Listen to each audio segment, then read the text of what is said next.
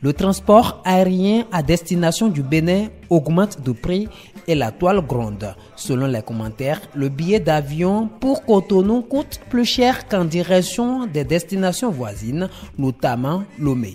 Face à la polémique, la direction en charge des transports au Bénin clarifie. Les compagnies qui desservent Paris disent que dans le même temps, au niveau de Lomé, que le taux de remplissage de leurs avions est très faible. Donc c'est une politique à leur niveau de baisser les prix pour attirer de la clientèle.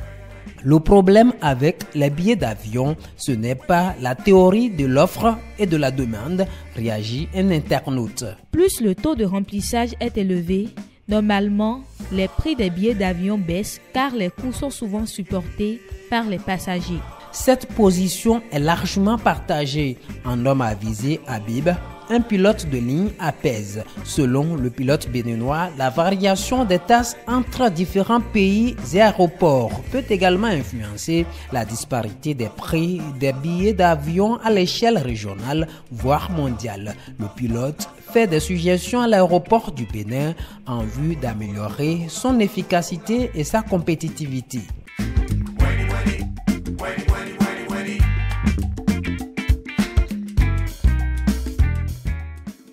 Loin de cette polémique, la CAN se joue dans les stades en Côte d'Ivoire, mais aussi sur les réseaux sociaux, en lieu et place des pays très attendus, mais qui déçoivent à cette compétition continentale. Des internautes forment grâce à l'intelligence artificielle une famille de désespérés qui fait déjà des calculs.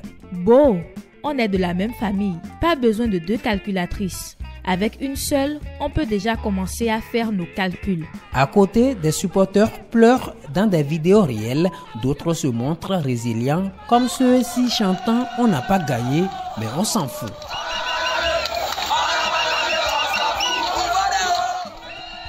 Le Bénin non qualifié à cette CAN semble être le supporter le plus célébré sur la toile. Et pour cause, Jacques Noumanvi et Michael Tobomé, tous 2 jeunes Béninois, ont pédalé de Cotonou à Abidjan en Côte d'Ivoire pendant près de 32 jours en vue non seulement de participer à la fête de football africain, mais aussi et surtout pour d'autres raisons. Nous avons des objectifs clairs, documenter la richesse culturelle, inspirer la bienveillance et promouvoir des attitudes éco-responsables. Avant le projet Aquaba Cycle Trap Art, Jacques Noumanvi avait réalisé courant février 2023 une performance personnelle en voyageant à pied de Cotonou à Natitingou en 46 jours.